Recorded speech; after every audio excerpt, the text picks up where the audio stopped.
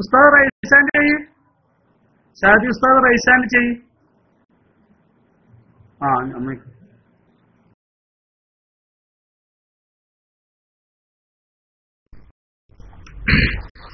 അസ്സലാമു അലൈക്കും വറഹ്മത്തുള്ളാഹ്. കേൾക്കുന്നുണ്ടോ സഹോദരങ്ങളെ? ബിസ്മില്ലാഹി വൽഹംദുലില്ലാഹ്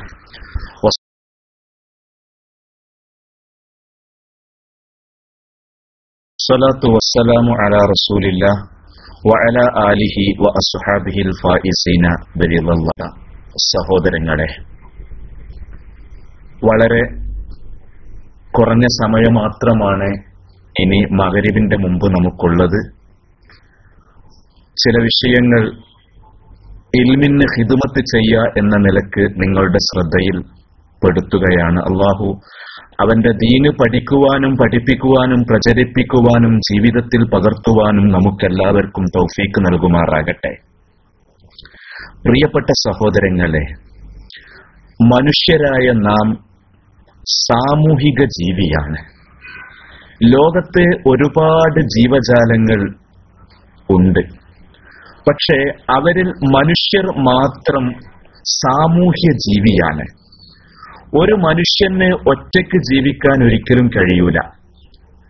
കാടുകളിലുള്ള കുരങ്ങന്മാര്, സിംഹം, അതുപോലെ നാട്ടിൻപുറത്തുള്ള പൂച്ചകൾ, ഇവർക്കൊക്കെ ഒറ്റയായി ജീവിക്കാം. മനുഷ്യരായ നമുക്ക് ഒരിക്കലും ഒറ്റയ്ക്ക് ജീവിക്കാൻ കഴിയൂല. എപ്പോഴും സാമൂഹ്യമായ ഇടപെടലുകൾ നമുക്കാവശ്യമാണ്. അതിന്റെ ഭാഗമായിട്ടാണ് ദിവസവും പരസ്പരം ആളുകൾ കാണട്ടെ, അന്വേഷിക്കട്ടെ, കുശലാന്വേഷണം നടത്തട്ടെ എന്ന് മനസ്സിലാക്കിയാണ് 5 നേരം അല്ലാഹു തആല ജമാഅത്തായിട്ടുള്ള നിസ്കാരം ശറഅക്കിയത്. അപ്പൊ ജമാഅത്തായിട്ടുള്ള നിസ്കാരം ശറഅക്കപ്പെടുമ്പോൾ സാധാരണ കാണുന്ന ആളുകളെ 5 സമയം കാണും. ഒരു സമയം ഒരാളെ കണ്ടില്ലെങ്കിൽ അയാൾ എവിടെ പോയി എന്ന് അന്വേഷിക്കും. അപ്പൊ അയാൾ അസുഖമാണ് എന്ന് അറിഞ്ഞാൽ അവിടെ ഒരു രോഗസന്ദർശനം എന്നുള്ള സുന്നത്ത് നടക്കും. അങ്ങനെ പരസ്പരം ബന്ധങ്ങൾ ഊട്ടിയുറപ്പിച്ചുകൊണ്ട് ജീവിക്കാനാണ് മനുഷ്യരായ നമ്മെ ഈ ലോകത്തേക്ക് വിട്ടിരിക്കുന്നത്. അപ്പൊ 5 നേരം ജമാഅത്തായിട്ടുള്ള നിസ്കാരങ്ങളിൽ പള്ളിയുടെ അടുത്തുള്ള ആളുകൾ മാത്രമാണ് പരസ്പരം കണ്ടുമുട്ടുക. പള്ളിയുടെ ദൂരെ കുറെ ആളുകൾ താമസിക്കുന്നുണ്ട്. അവരെ നമുക്ക് കാണണമെന്നുണ്ടെങ്കിൽ ദിവസവും കാണൽ നടക്കൂല, ആഴ്ചയിൽ ഒരിക്കലേ അവരെ കാണാൻ പറ്റുകയുള്ളൂ. അതുകൊണ്ട് അല്ലാഹു തആല ആഴ്ചയിൽ ഒരുമിച്ച് കൂടാൻ വേണ്ടി ഒരു ജുമുഅ നിസ്കാരം നമുക്ക് പാസാക്കുകയാണ്. അതുകൊണ്ടാണ് ഒരു നാട്ടിൽ അനാവശ്യമായി ഒന്നിലധികം ജുമുഅകൾ നടത്തരുത് എന്നും ശരീഅത്ത് നിഷ്കർഷിക്കുന്നത്. പക്ഷെ അങ്ങനെയാകുമ്പോഴും കുറെ ആളുകൾ പ്രവാസികളായിരിക്കും, കുറെ ആളുകൾ അതുപോലെ വിദേശത്തായിരിക്കും, ജോലിത്തിരക്കിലായിരിക്കും. അപ്പൊ അവരും കൂടി കാണാൻ വേണ്ടി ആഴ്ചയിൽ അവരെ കാണൽ നടക്കൂല. അതുകൊണ്ട് വർഷത്തിലൊരിക്കലെങ്കിലും അവരെ കാണട്ടെ, പരിചയം പുതുക്കട്ടെ, കുശലാന്വേഷണം നടത്തട്ടെ എന്ന് മനസ്സിലാക്കിയ റബ്ബ് കൊല്ലത്തിൽ ഒരിക്കൽ നമുക്ക് 2 പെരുന്നാളുകളും തന്നിരിക്കുകയാണ്. ഈ 2 പെരുന്നാൾക്ക് പല ഭാഗങ്ങളിൽ ജോലി ചെയ്യുന്നവര്, പ്രവാസികൾ, ജോലിത്തിരക്കുള്ള ആളുകൾ എല്ലാവരും ബന്ധുവീട്ടുകളിലും കുടുംബങ്ങളിലും വന്ന് പരസ്പരം നമ്മൾ ഒറ്റയ്ക്ക് ജീവിക്കുന്നവരല്ല. ഇനിയും വരട്ടെ, ലോകത്തിന്റെ വിവിധ ഭാഗങ്ങളിൽ മുസ്ലിമീങ്ങളുണ്ട്. അവരുമായി ഒന്ന് കാണാനും അവരെപ്പറ്റി മനസ്സിലാക്കുവാനുമാണ് അല്ലാഹു തആല ഒരു ഇന്റർനാഷണൽ ഇബാദത്ത് അഥവാ ഹജ്ജ് നമുക്ക് ജീവിതത്തിൽ ഒരിക്കലെങ്കിലും അത് ചെയ്യണം എന്ന് അല്ലാഹു തആല പാസാക്കിയിരിക്കുകയാണ്. ഇത് ഹജ്ജ് ലോകത്തിന്റെ എല്ലാ ഭാഗത്തുമുള്ള മുഅ്മിനീങ്ങളെ പ്രതീക്ഷിച്ചിട്ടാണ് ഹജ്ജ് വെച്ചതെങ്കിൽ ചില സമയത്ത് നമുക്ക് ഇതര ജീവജാലങ്ങളും കൂടി നമ്മളെ പ്രാർത്ഥനയിലും നിസ്കാരങ്ങളിലും ഉൾക്കൊള്ളിക്കേണ്ടി വരും. അത് അവരും കൂടി ബാധിക്കുന്ന ആവശ്യമാകുമ്പോൾ, ഉദാഹരണം പറയാ, മഴയെ തേടുന്ന നിസ്കാരം. മഴയെ തേടുന്ന നിസ്കാരം നടത്തപ്പെടുന്നത് എപ്പോഴാ? ജലക്ഷാമം അനുഭവപ്പെടുമ്പോൾ, അല്ലെങ്കിൽ ജലം ഉപയോഗശൂന്യമാകുമ്പോൾ. അങ്ങനെയാകുമ്പോ മഴയെ തേടുന്ന നിസ്കാരത്തിന് നിങ്ങൾ എത്തിച്ചേരേണ്ടത് എങ്ങനെയാണ്? നിങ്ങൾ എല്ലാ ജീവജാലങ്ങളെയും വളർത്തുമൃഗങ്ങളെയും കൂട്ടിയിട്ടായിരിക്കണം നിങ്ങൾ മഴയെ തേടുന്ന നിസ്കാരത്തിന് വരേണ്ടത് എന്ന് ശരീഅത്ത് പ്രത്യേകം പറയുകയാണ്. അപ്പൊ നമ്മൾ അങ്ങനെ നോക്കുമ്പോൾ അള്ളാഹു നമുക്ക് തന്ന ഇബാദത്തുകൾ വളരെ സിസ്റ്റമാറ്റിക്കായി നമ്മുടെ ബന്ധങ്ങളും ബാധ്യതകളും ഊട്ടിയുറപ്പിക്കാൻ വേണ്ടിയാണ്.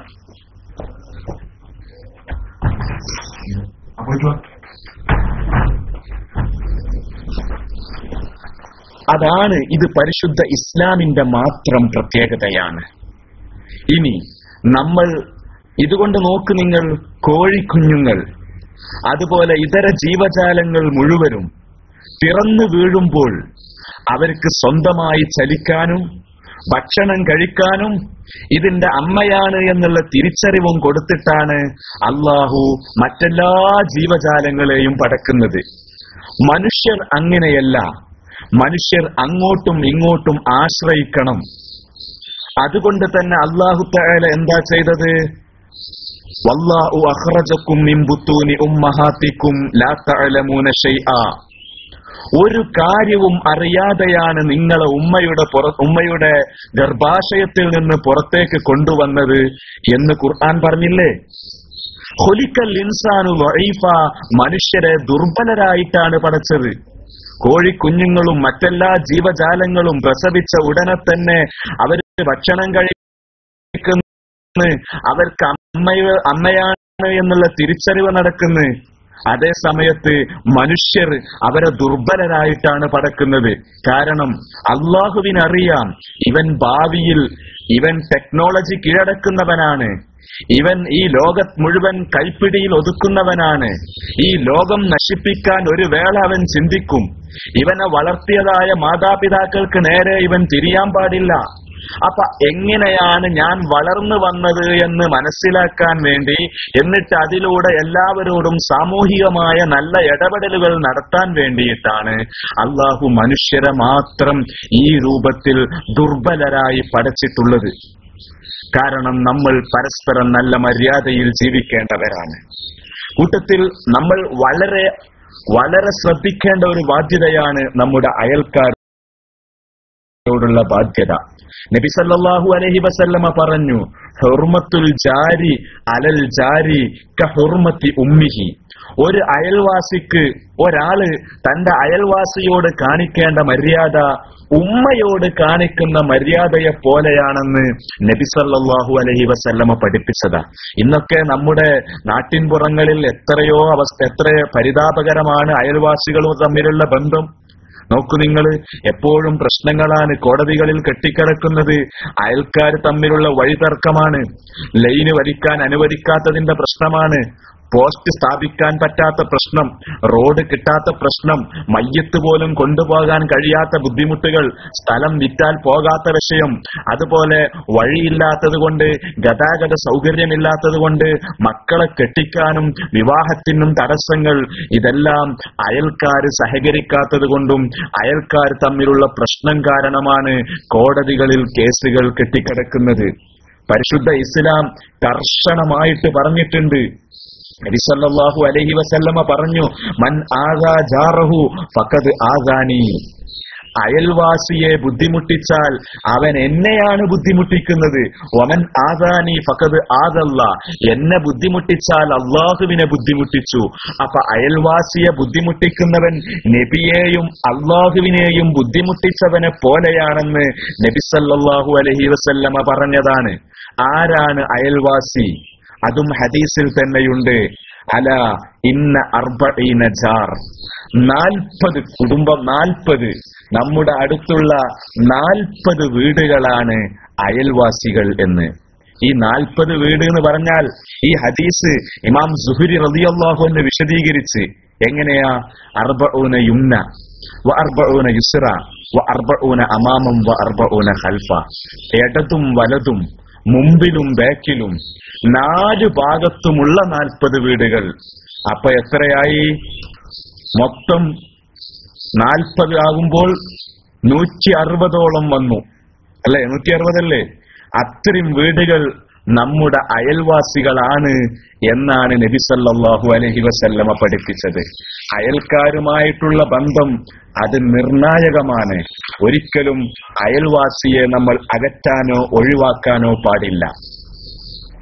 എബ്രഹാം ലിങ്കൻ ഒരിക്കൽ പറഞ്ഞു, we can live without our friends but not without our neighbours. നമ്മുടെ കൂട്ടുകാരില്ലാതെ നമുക്ക് ജീവിക്കാം, but not without our neighbours. അയൽക്കാരില്ലാതെ ഒരിക്കലും നമുക്ക് ജീവിക്കാൻ കഴിയൂ എന്ന്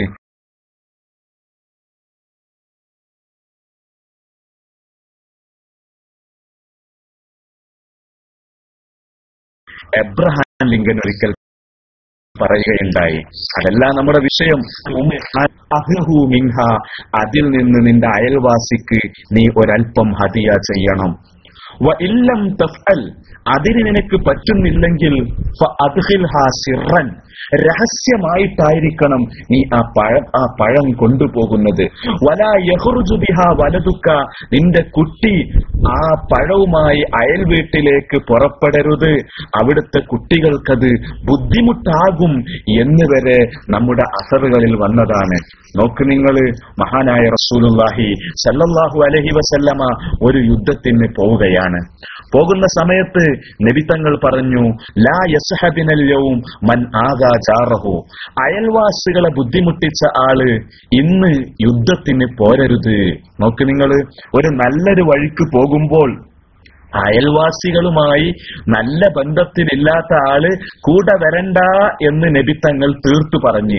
അപ്പൊ ആരെങ്കിലും അങ്ങനെ ഉണ്ടോ എന്ന് ചോദിച്ചപ്പോ ഒരാള് എഴുന്നേറ്റ്, ഫഖാല റജുലും മിനൽ ഖൗമി, ഖൗമിൽ നിന്നുള്ള ഒരാള് എഴുന്നേറ്റ് പറഞ്ഞ്, അന ബുൽതു ഫി അസ്ലി ഹാഇത്തി ജാരി, എന്റെ അയൽക്കാരന്റെ മതിലിന്റെ അരുവിൽ ഞാൻ മൂത്രമൊഴിച്ചിട്ടുണ്ട്.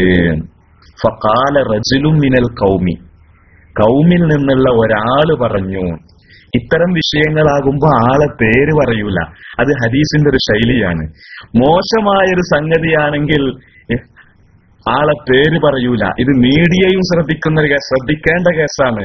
എന്ത്, ഇത്തരം മോശമായ സംഗതികളാണെങ്കിൽ ആളുകളുടെ പേര് പറയാൻ പാടില്ല.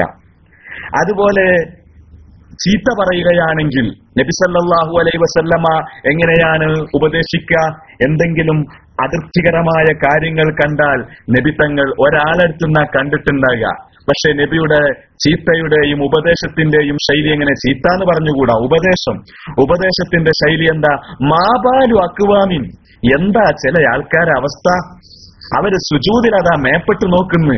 അപ്പൊ ചില ആളുകൾ എന്ന് പറഞ്ഞിട്ടാ നബി തങ്ങൾ ഉപദേശിക്കുക. കാരണം ആളെ പറഞ്ഞിട്ട് അയാൾക്ക് മോശമാവരുത്, മുഷിപ്പാവരുത്, വിഷമമാവരുത്. ഇരിക്കട്ടെ, നമ്മളെ വിഷയം അതല്ല. ഇത് മീഡിയകളും ശ്രദ്ധിക്കണം. ഇത്തരം വിഷയങ്ങൾ റിപ്പോർട്ട് ചെയ്യുമ്പോ ഒരിക്കലും പേര് പറയരുത് എന്ന് അത് സന്ദർഭത്തിൽ നിന്ന് മനസ്സിലാക്കാം. ഏതായാലും ഒരാൾ എഴുന്നേറ്റ് പറഞ്ഞ്, ഞാൻ എന്റെ അയൽക്കാരന്റെ വീടിന്റെ മതിലിൽ മൂത്രമൊഴിച്ചു. അപ്പൊ നബി തങ്ങൾ പറയുകയാണ്, ലാ തസ്ഹബിനൽ യൗം, ഇന്നത്തെ യുദ്ധത്തിന് നിങ്ങൾ വരേണ്ട, നിങ്ങൾ ഞങ്ങളെ കൂടെ പോരണ്ട. എന്താ കാര്യം? അയൽവാസികളുമായി നല്ല ബന്ധത്തിലല്ലാത്ത ഒരു മനുഷ്യനെ ഒരു സംഗതിക്ക് കൂട്ടിയാൽ അത് ശൂമാണ്, അതൊരു അപലക്ഷണമാണ്.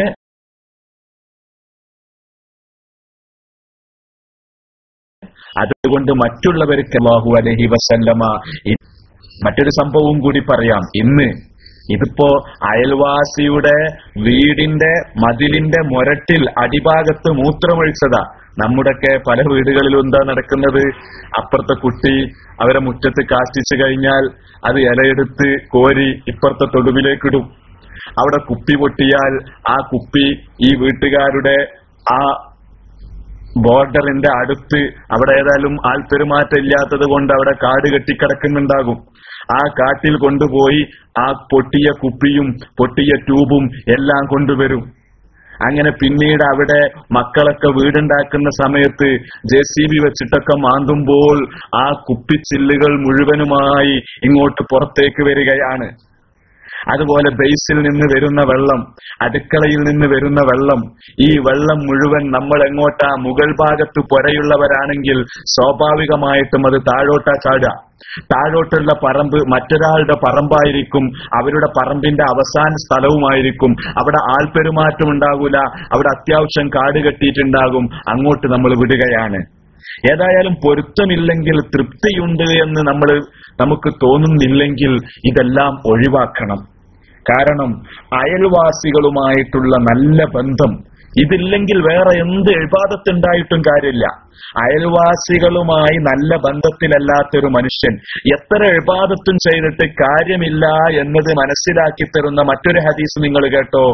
ഖാല റജുലുൻ യാ റസൂലല്ലാഹ്, നബിയേ, ഇന്ന ഫുലാനത്ത തുദ്കറു മിൻ കസ്റത്തി സ്വലാത്തിഹാ വ സദഖത്തിഹാ വ സിയാമിഹാ. നബിയെ, ഇന്ന പെണ്ണ്, ഈ പെണ്ണ് നല്ലോണം നിസ്കരിക്കുന്നു, നല്ലോണം സ്വതക്കും കൊടുക്കുന്നു, നല്ലോണം നോമ്പ് അനുഷ്ഠിക്കുന്നു. വൈറ അന്നഹ തുഅദി ജീറാനഹാ ബിലിസാനിഹാ, പക്ഷെ നാവ് കൊണ്ട് അയൽവാസികളെ ദ്രോഹിക്കുന്നു. അവിടെയും കണ്ടോ, ഇന്ന ഫുലാന, ഇന്നാലിന്ന പെണ്ണ്, പേര് അവിടെയും പറയൂല. ഇന്നാലിന്ന പെണ്ണ് നല്ല നിസ്കാരാണ്, നല്ല സ്വതക്കയാണ്, നോമ്പ് എപ്പോഴും നോക്കും, പക്ഷേ അയൽക്കാരെ വല്ലാതെ ഉപദ്രവിക്കുന്ന പെണ്ണാണ് എന്ന് പറഞ്ഞപ്പോൾ നബി പറഞ്ഞു, ഹിയ ഫിന്നാർ, അവൾ നരകത്തിലാണ്. എന്തുകൊണ്ടാ നരകം? എത്ര ഇബാദത്തുണ്ട് അവൾക്ക്, എല്ലാമുണ്ട്, പക്ഷെ അവൾ നരകത്തിലാണ്. വേറൊരു പെണ്ണ്, വ ഇന്ന ഫുലാന തുദ്കറു മിൻ ഖില്ലത്തി സ്വലാത്തിഹാ വ സിയാമിഹാ, ആ പെണ്ണ് നിസ്കാരം കുറവാണ്, നോമ്പും കുറവാണ്, പക്ഷേ വലാ തുഅദി ജീറാനഹ, അയൽക്കാർക്ക് അവളെ കൊണ്ട് ശല്യമൊന്നുമില്ല. നബി തങ്ങൾ പറഞ്ഞു, ഹിയ ഫിൽ ജന്ന, അവൾ സ്വർഗത്തിലുമാണ് എന്ന് നബി സല്ലല്ലാഹു അലൈഹി വസല്ലമ പറഞ്ഞു. പ്രിയപ്പെട്ട സഹോദരങ്ങളെ, വളരെ ശ്രദ്ധിക്കണം. നമ്മൾ എന്തെല്ലാം അമലുകൾ നമ്മൾ ചെയ്യുമ്പോഴും ഇത്തരം ശരീഅത്ത് വിലക്കിയ സംഗതികൾ ഉണ്ടെങ്കിൽ ആ അമലുകൾ മുഴുവൻ വെറുതെയായി പോവുകയാണ്. അതുകൊണ്ട് കാര്യം കിട്ടൂല എന്നാണ് ഇത്തരം ഹദീസുകൾ പഠിപ്പിക്കുന്നത്.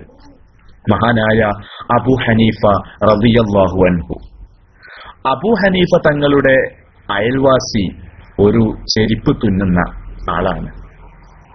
അദ്ദേഹം പഴയ സാധനങ്ങളൊക്കെ എടുക്കുന്ന മനുഷ്യനാണ്. ആ മനുഷ്യൻ രാത്രിയായാൽ കള്ള് കുടിച്ച് ഭയങ്കര പാട്ടും ബഹളവും തെറിയും വിളിക്കുന്ന സമയം, രാത്രി മുത്താല ചെയ്യുന്ന, രാത്രി നിന്ന് നിസ്കരിക്കുന്ന അബൂ ഹനീഫ റളിയല്ലാഹു അൻഹുവിന് ഇത് അരോചകമായി. പക്ഷെ അബൂ ഹനീഫ റളിയല്ലാഹു അൻഹു അയൽവാസിയല്ലേ, പറഞ്ഞാൽ പ്രയാസമായിരിക്കും, അതൊരു അയൽക്കാരന് ബുദ്ധിമുട്ടുണ്ടാക്കും എന്ന് മനസ്സിലാക്കിയ അബൂ ഹനീഫ തങ്ങൾ തൽക്കാലം മൗനം അവലംബിച്ചു. പക്ഷേ കുറച്ചു കഴിഞ്ഞപ്പോൾ പിന്നെ ഇദ്ദേഹത്തിന്റെ ശബ്ദമൊന്നും കേൾക്കുന്നില്ല. പാതിരയായിട്ടും ഇദ്ദേഹം സ്ഥിരമായി പാട്ടുപാടുന്ന മനുഷ്യന്റെ ശബ്ദം കേൾക്കാതെയായപ്പോ അബൂ ഹനീഫ റളിയല്ലാഹു അൻഹു ഇദ്ദേഹത്തെ അന്വേഷിച്ചു. അപ്പൊ പറഞ്ഞു, അഖദഹുൽ ഉസുസ്, രാജാവിന്റെ ഗൂർഖകൾ അദ്ദേഹത്തെ കൊണ്ടുപോയി.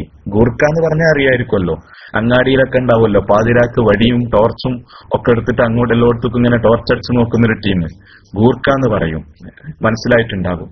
ഏതായാലും രാജാവിന്റെ ഗൂർഖകൾ വന്ന് ഇദ്ദേഹത്തെ കൊണ്ടുപോയി എന്ന് അബൂ ഹനീഫ തങ്ങളോട് പറഞ്ഞപ്പോ അബൂ ഹനീഫ തങ്ങൾ ടെൻഷനായി. അബൂ ഹനീഫ തങ്ങളെ രാജാവിന്റെ അടുത്തേക്ക് ചെന്ന് അബൂ ഹനീഫ തങ്ങൾ പുറത്തെത്തിയിട്ടുണ്ട് എന്ന് അറിഞ്ഞപ്പോൾ ഉടൻ വൻ സ്വീകരണമൊരുക്കി. കാരണം അബൂ ഹനീഫയെ പോലെയുള്ള ഒരു പണ്ഡിതൻ, ഇന്നത്തെ പണ്ഡിതന്മാരമാര് ഇവരെ പിന്നാലെ നടക്കല്ലല്ലോ, അധികാരികളുടെയും മന്ത്രിമാരുടെയും പിന്നാലെ നടക്കുന്ന സ്വഭാവം ആർക്കില്ല? പഴയകാല ഇമാമിങ്ങൾക്കില്ല. ഇല്ല എന്ന് മാത്രമല്ല, സത്യം അവര് തുറന്നു പറയുമ്പോൾ ഒരു വേള അധികാരത്തിന്റെ കസേരകൾ വരെ കുലുങ്ങാൻ തുടങ്ങും. അതല്ലേ മഹാനായ അനസ് റളിയല്ലാഹു അൻഹു നബി തങ്ങളുടെ ഖാദിമായിരുന്ന അനസ് റളിയല്ലാഹു അൻഹുവിനെ വിളിച്ചില്ലേ? അനസ് റളിയല്ലാഹു അൻഹു ഹജ്ജാജ് ബിൻ യൂസഫിന്റെ കിരാതമായ പ്രവർത്തനത്തെ പറ്റി പ്രസംഗിച്ചു. അവൻ ലഅനത്താക്കപ്പെട്ട ആളാണ് എന്ന രൂപത്തിൽ കടുത്ത ശാസിച്ച അനസ് റളിയല്ലാഹു അൻഹുവിന്റെ വോയിസ് എത്തിയപ്പോൾ എന്തുണ്ടായി? അനസ് റളിയല്ലാഹു അൻഹുവിനെ വിളിപ്പിച്ചു. ഹജ്ജാജ് ഇബ്നു യൂസുഫ് വിളിച്ചിട്ട് അനസ് തങ്ങളോട് ചോദിച്ചു, നിങ്ങൾ എന്നെ പറ്റി ഇങ്ങനെ പറഞ്ഞിട്ടുണ്ടോ? ആ പറഞ്ഞിട്ടുണ്ട്, ഇനിയും പറയുന്നു പറഞ്ഞു. അപ്പൊ ചോദിച്ച്, എന്നാൽ നിങ്ങൾ അങ്ങനെ പറഞ്ഞോ? അങ്ങനെ പറഞ്ഞോ എന്ന് ചോദിച്ചപ്പോ, നിനക്ക് ഇന്ന ഒന്നും തൊടാൻ കഴിയൂല, നബി തങ്ങളുടെ ഖാദിമാണ് ഞാന്, നബി തങ്ങൾ എനിക്കൊരു ദുആ പഠിപ്പിച്ചു തന്നിട്ടുണ്ട്, അത് ചൊല്ലിയിട്ടാണ് ഞാൻ ഇറങ്ങിയിരിക്കുന്നത്, നിനക്കെന്ത് ചെയ്യാൻ പറ്റും എന്നെ? ഈ അനസിനെ തൊടാൻ കഴിയൂല എന്ന് അനസ് റളിയല്ലാഹു അൻഹു പറയുകയുണ്ടായി. ഇരിക്കട്ടെ, പറഞ്ഞു വന്നത് അബൂ ഹനീഫ തങ്ങള് തന്റെ അയൽക്കാരനെ രാജാവ് പിടിച്ചു കൊണ്ടുപോയി എന്നറിഞ്ഞപ്പോൾ കൊട്ടാരത്തിലെത്തുകയാണ്. അബൂ ഹനീഫ തങ്ങൾ കൊട്ടാരത്തിലെത്തിയിട്ടുണ്ട് എന്ന് അറിഞ്ഞപ്പോൾ സജീവമായ സ്വീകരണ ചടങ്ങായി. ഞാൻ പറഞ്ഞില്ല, ഇത് കാരണം ഇതാണ്. കാരണം ഇവരൊന്നും പോകൂല. ഉഖ്റവിയായ ആലിമീങ്ങള് ഇങ്ങനെ കാണുന്ന മന്ത്രിമാരെടുത്തേക്കും അവിടെ ഇവിടെ യാതൊരു ആവശ്യമില്ലാതെ ഇങ്ങനെ ചാടിക്കേറൂല. അതുകൊണ്ട് തന്നെ അബൂ ഹനീഫ തങ്ങൾ എത്തിയപ്പോൾ വലിയ സ്വീകരണം. അബൂ ഹനീഫയോട് ചോദിച്ചു, എന്താ അബൂ ഹനീഫ തങ്ങളെ നിങ്ങൾ ഇവിടെ വരാൻ കാരണം? അപ്പൊ പറഞ്ഞു, എന്റെ അയൽക്കാരനെ കാണുന്നില്ല, ഇവിടുത്തെ ഗൂർഖകൾ, രാജാവിന്റെ കൂർക്കകൾ വന്ന് പിടിച്ചു കൊണ്ടുപോയി എന്നാ പറഞ്ഞത്.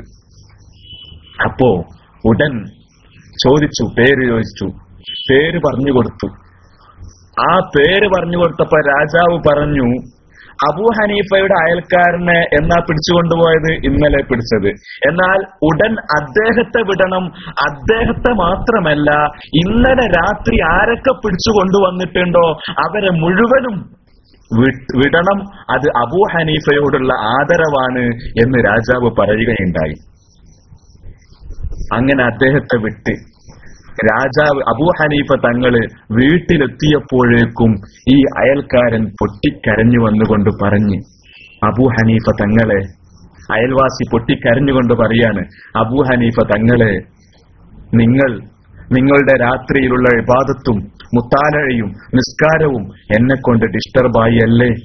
നിങ്ങൾ അതെല്ലാം ക്ഷമിച്ച് ഇതുവരെ കഴിഞ്ഞല്ലോ, നിങ്ങൾ എന്നോട് ക്ഷമിക്കണം, ഇനി എന്റെ ജീവിതത്തിൽ അങ്ങനെ ഉണ്ടാവൂല എന്ന് പൊട്ടിക്കരഞ്ഞ് ആ മനുഷ്യൻ അബൂ ഹനീഫ റളിയല്ലാഹു അൻഹുവിന്റെ മുമ്പിൽ വന്ന് വീണ് കരഞ്ഞു പറഞ്ഞു. കാരണം എന്താ? അബൂ ഹനീഫ തങ്ങള് അദ്ദേഹത്തെ രാജാവിന്റെ ജയിലിൽ നിന്ന് മോചിപ്പിക്കാൻ പോയി. ഞമ്മളാണെങ്കി എന്താ പറയാ, കിടക്കട്ടെ, ഒരാഴ്ച മുമ്പ് വേണ്ടിന്ന് ഇതെന്താ എത്ര വൈകിപ്പോയത്, കുറച്ചേരം ജയിലിലാണ്ട് കിടക്കട്ടെ. അത് മാത്രല്ല, നമ്മൾ തന്നെ ആയിരിക്കും കംപ്ലൈന്റും കൊടുക്കുക. ഇതങ്ങനല്ല, ഇത് രാജാവിന്റെ ഗൂർഖകൾ എങ്ങനെയോ അറിഞ്ഞ് വന്ന് പിടിച്ചുകൊണ്ടുപോയതാ. അപ്പൊ കണ്ടില്ലേ, അബൂ ഹനീഫ തങ്ങളുടെ ആ ഒരു സമീപനം കൊണ്ട് ആ അയൽവാസി, കള്ളുകുടിയനായ തമ്മാടിയായി ജീവിച്ചിരുന്ന ആ അയൽക്കാരൻ നല്ല മനുഷ്യനായി മാറി. നമ്മുടെ അയിമത്തിന്റെ ഒക്കെ ആ ഒരു സമീപനം കൊണ്ടാണ് ഇസ്ലാമിലേക്ക് വന്നത്. ഇസ്ലാമിലേക്ക് ആളുകൾ വരുന്നത് ഇത്തരം പ്രവർത്തനങ്ങളും മുസ്ലിമീങ്ങളുടെ ഇത്തരം സമീപനവും കാരണമാണ് ഇസ്ലാമിലേക്ക് ആള് വരിക. നമ്മള് മുത്തഇലാവാതെ നമ്മൾ കുറെ പ്രസംഗം ഒന്ന് വേറെ, ജീവിത ശൈലി ഒന്ന് വേറെ, അതാകുമ്പോൾ ആരും ആകർഷിക്കൂല. ഇത്തരം നല്ല ലീഡേഴ്സ്, അതാണ് ഇസ്ലാമിന്റെ വലിയ മുതൽക്കൂട്ട്. അതുകൊണ്ട് ആണ് ഒരുപാട് ആളുകൾ ഇസ്ലാമിലേക്ക് കടന്നു വന്നത്. ഇങ്ങനെ ഞാൻ പറഞ്ഞു വന്നത്, നമ്മൾ മനുഷ്യർ സാമൂഹ്യ ജീവിയാണ്. പരസ്പരം നമ്മൾ ആശ്രയിക്കണം, പരസ്പരം സഹകരിക്കണം. എന്നാലേ ഈ ഭൂമിയിൽ നമുക്ക് ജീവിക്കാൻ പറ്റുകയുള്ളൂ. ആരും ആരെയും ചീറ്റ് ചെയ്യാൻ പാടില്ല. ഒരു ചെരുപ്പ് കടക്കാരൻ, ആ ചെരുപ്പ് കടക്കാരന്റെ കടയിലേക്ക് ചെരുപ്പ് വാങ്ങാൻ പോയാൽ അവൻ കൊള്ളലാഭം എടുക്കും. ഒരു ഉദാഹരണമാണ്. ഇനി ക്ലാസ് റൂമിൽ ആരെങ്കിലും ചെരുപ്പ് കച്ചവടം ഉണ്ടെങ്കിൽ ഇനി ഒന്നും പറയണ്ട, ഒരു ഉദാഹരണം പറഞ്ഞതാ. ചെരുപ്പ് കടക്കാരന്റെ കടയിൽ പോയാൽ അവൻ ചെരുപ്പിന് കള്ളലാഭം എടുക്കുന്നു. ആ കള്ളലാഭം കൊള്ളലാഭം ഇത് എടുത്താൽ ഓൻ അള്ളാഹു വെറുതെ വിടുവോ? ഓന് ഡ്രസ്സ് വേണ്ടേ? ഓന് ചെരുപ്പിന്റെ കടയല്ലേ ഉള്ളൂ, ഓന് ഡ്രസ്സ് വേണം. ഡ്രസ്സിന് വേണ്ടി ഓൻ അപ്പുറത്ത് ഏതെങ്കിലും ടെക്സ്റ്റൈൽസിൽ ചെന്നാലോ ഓനെ വെറുതെ വിടുവോ? അവിടെയും കൊള്ളലാഭം എടുക്കൂലേ? അവിടെയും കൊള്ളലാഭം എടുക്കും. എന്നാൽ ടെക്സ്റ്റൈൽസുകാരനെ വെറുതെ വിടുവോ? അയാളുടെ മക്കൾക്ക് അസുഖം വന്നു കഴിഞ്ഞാൽ ഹോസ്പിറ്റലിൽ പോണം. ചെറിയ അസുഖം ഉണ്ടാവുള്ളൂ, അതിന് 10 ടെസ്റ്റിന് ഡോക്ടർ എഴുതി തന്നിട്ടുണ്ടാവും. കാരണം എന്താ, ഈ എക്യുപ്മെന്റ്സ് ഒക്കെ വാടകയ്ക്ക് കൊടുക്കുന്നതാണ്, അതിന് വാടക കൃത്യമായിട്ട് കൊടുക്കണം. അപ്പൊ പരമാവധി ആളുകളെ ടെസ്റ്റ് ചെയ്യണം. റിസൾട്ട് പോസിറ്റീവ് ആയാലും നെഗറ്റീവ് ആയാലും ടെസ്റ്റ് മുറ പോലെ നടക്കണം. അപ്പോഴേ എക്യുപ്മെന്റ്സിന് വാടക കൊടുക്കാൻ പറ്റുള്ളൂ. ഇങ്ങനെ എല്ലാ ഭാഗത്തും കൊള്ളലാഭമാണ്, എല്ലാ ഭാഗത്തും ചീറ്റിംഗ് ആണ്. അങ്ങനെയാകുമ്പോ എങ്ങനെ ഈ സാമൂഹിക ജീവിതം മുന്നോട്ട് പോവുക? ഖുർആൻ വ്യക്തമായി പറഞ്ഞതല്ലേ, വൈലുല്ലിൽ മുത്തഫിഫീൻ, അളത്തത്തിലും തൂക്കത്തിലും കുറവ് വരുത്തുന്നവർക്ക് കടുത്ത ശിക്ഷയുണ്ട്. അതുപോലെ അല്ലദീനഹും യുറാഊന വ യംനഊനൽ മാഊൻ, യംനഊനൽ മാഊൻ, ആവശ്യ സാധനങ്ങൾ കടം കൊടുത്ത് ആവശ്യ സാധനങ്ങൾ ഉപയോഗത്തിന് വാങ്ങിയിട്ട് അത് തിരിച്ചു കൊടുക്കാത്ത ആൾക്കാര്. ഇങ്ങനെ ഒരുപാട് വിഷയങ്ങൾ. എന്താ ചോദിച്ചത്? പള്ളിക്ക് പിരിച്ച് നോളജ് സിറ്റി ഉണ്ടാക്കാമോ? അതെങ്ങനെ ഉണ്ടാക്ക? ഇബ്നു ഹജറുൽ ഹൈത്തമി തങ്ങൾ, നമ്മൾ വിഷയം മാറരുത്, ഫത്താവൽ കുബ്രയിൽ പറയുന്നുണ്ട്, ഒരു വിഷയത്തിന് വേണ്ടി പിരിച്ച പൈസ ആ വിഷയത്തിന് വേണ്ടി മാത്രമേ വിനിയോഗിക്കാവൂ. ആ വിഷയത്തിന് ഇപ്പോൾ അവിടെ ആവശ്യമില്ലെങ്കിൽ ഭാവിയിൽ ആവശ്യമുണ്ടോ എന്ന നിലക്ക് അവിടെ എടുത്തു വെക്കണം. ഭാവിയിൽ ആവശ്യം ഇല്ല എന്നാണെങ്കിൽ അതേ ആവശ്യമുള്ള മറ്റൊരു സ്ഥലത്തേക്ക് നീക്കം ചെയ്യുക എന്നല്ലാതെ വകമാറ്റി ചെലവഴിക്കാൻ ഇസ്ലാമിൽ പറ്റൂല. ഇബ്നു ഹജറുൽ ഹൈത്തമി തങ്ങൾ അവിടുത്തെ ഫത്താവൽ കുബ്രയിൽ ആ വിഷയം പറയുന്നുണ്ട്.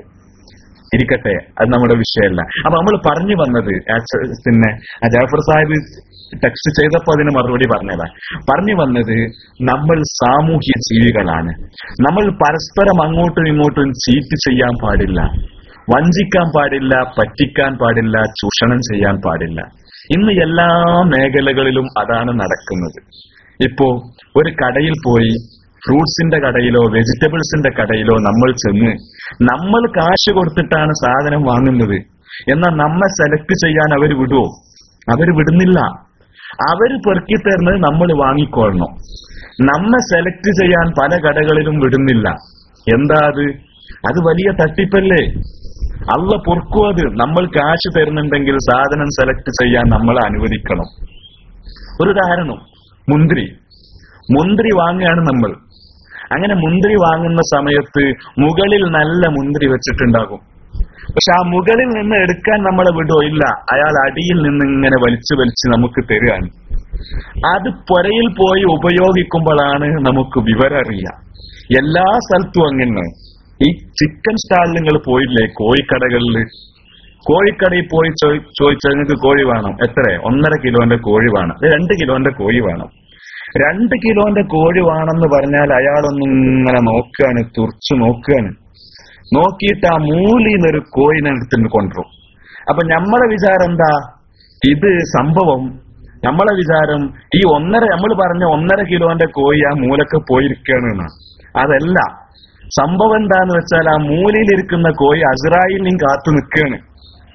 അത് നല്ല ആരോഗ്യമുള്ള കോഴികളൊക്കെ ഇവിടെ ഈ അറ്റത്ത് വന്ന് തിന്നുന്നുണ്ട്. ദൂരെ മാറി നിൽക്കുന്ന ആളെന്തോ കുഴപ്പമുണ്ട്, സുഖമില്ലാതെ അവിടെ നിൽക്കുകയാണ്. അതുകൊണ്ടാണ് ആ മൂലി പോയിട്ടൊരു കോഴിനെ പിടിച്ചു കൊണ്ടിരുന്നത്. നമ്മളെ വിചാരം എന്താ? നമ്മൾ പറഞ്ഞ തൂക്കത്തിന്റെ കോഴി അവിടെ ദൂരത്താണുള്ളത്, ഇവിടെ അടുത്തൊന്നുമില്ല എന്ന് മനസ്സിലാക്കുകയാണ്.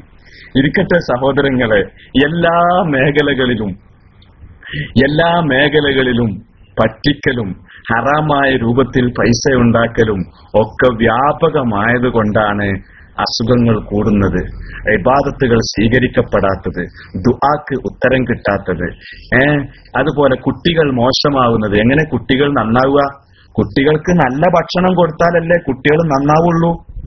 നല്ല ഭക്ഷണം കൊടുത്ത് ഹലാലായ ഭക്ഷണം കൊടുത്താലേ മക്കൾ നന്നാവുള്ളൂ.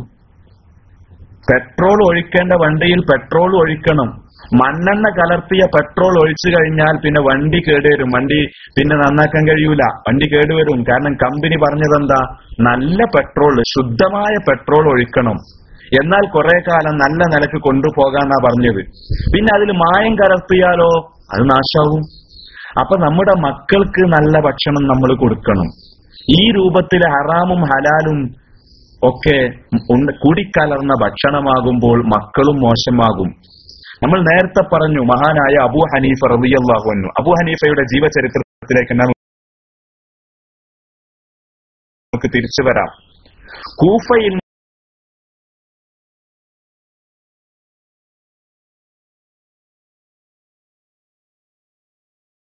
നിന്ന് ഒരു ആടിനെ കളവ് പോയി. ആ കളവ് എപ്പോൾ കൂഫ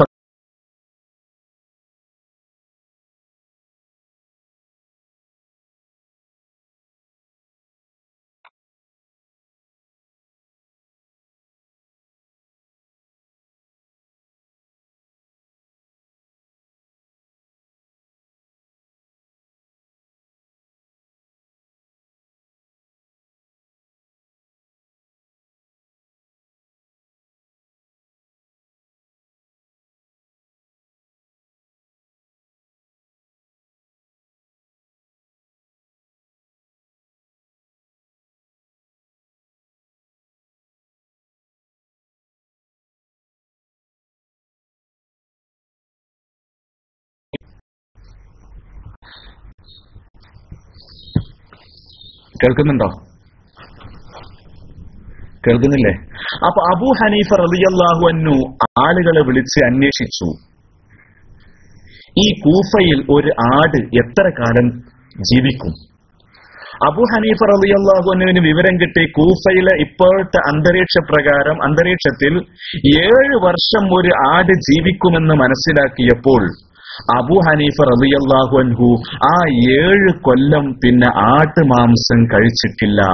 നോക്ക് നിങ്ങള്, അത് നമ്മളെ മസ്അല എന്താ? മസ്അല അങ്ങനെ ഒരു ആട് കളവ് പോയത് കൊണ്ട് നമുക്ക് കിട്ടുന്ന ഈ ആട്ടിറച്ചി ആ കളവ് പോയ ആടിൻ്റെതാവാൻ സാധ്യതയുണ്ടെങ്കിൽ പോലും ഉപയോഗിക്കൽ ഹറാമല്ല. ഇത് കളവ് പോയ ആടാണ് എന്ന് ഉറപ്പായാൽ മാത്രമേ അതിനെ ഉപയോഗിക്കൽ ഹറാമുള്ളൂ. പക്ഷേ ഇത് ഞാൻ ഇനി കഴിക്കുന്ന ആട്ടിറച്ചി ഏതാണെങ്കിലും ആ കളവ് ചെയ്യപ്പെട്ട ആടിന്റെ മാംസമാകാൻ സാധ്യതയുണ്ടല്ലോ എന്ന് മനസ്സിലാക്കിയ അബൂ ഹനീഫ തങ്ങൾ 7 വർഷം ആട്ടിറച്ചി കഴിച്ചിട്ടില്ല എന്നാണ് ചരിത്രങ്ങൾ പറയുന്നത്. വളരെ ശ്രദ്ധിക്കണം, നമ്മൾ വളരെ ശ്രദ്ധിക്കേണ്ട ഒരു വിഷയമാണ് ഈ അയൽക്കാരുമായിട്ടുള്ള ബന്ധങ്ങൾ. നബി സല്ലല്ലാഹു അലൈഹി വസല്ലമ പറഞ്ഞു, മൻ കാന യുഅ്മിനു ബില്ലാഹി വൽ യൗമിൽ ആഖിർ, അല്ലാഹുവിനെ കൊണ്ടും അന്ത്യനാൾ കൊണ്ടും വിശ്വസിക്കുന്നവർ ഫൽയുക്രിം ജാറഹു, അവനവന്റെ അയൽക്കാരനെ ബഹുമാനിക്കട്ടെ എന്ന് നബി തങ്ങൾ പഠിപ്പിച്ചിട്ടുണ്ട്. അപ്പോ നമ്മുടെ സാമൂഹ്യ ജീവിതത്തിൽ എല്ലാവരോടുമുള്ള ബന്ധങ്ങൾ നമ്മൾ നിലനിർത്തണം. ആ ബന്ധങ്ങൾ നിലനിർത്തിയാലേ ഉത്തമ മനുഷ്യരായി ഈ ഭൂമിയിൽ നമുക്ക് ജീവിക്കാൻ കഴിയുകയുള്ളൂ. അള്ളാഹു നമുക്ക് തൗഫീഖ് നൽകുമാറാകട്ടെ. ഇനി ഇൻഷാ അല്ലാഹ് മറ്റൊരു സമയത്ത് നമുക്ക് വേറൊരു വിഷയം പറയാം. റബ്ബ് കബൂലാക്കി തരുമാറാകട്ടെ. നിങ്ങൾ എല്ലാവരും ദുആ ചെയ്യണമെന്ന് വസിയത്ത് ചെയ്തുകൊണ്ട് അസ്സലാമു അലൈക്കും വറഹ്മത്തുള്ളാഹി. മൈക്ക് റിലീസ് ചെയ്യുന്നു.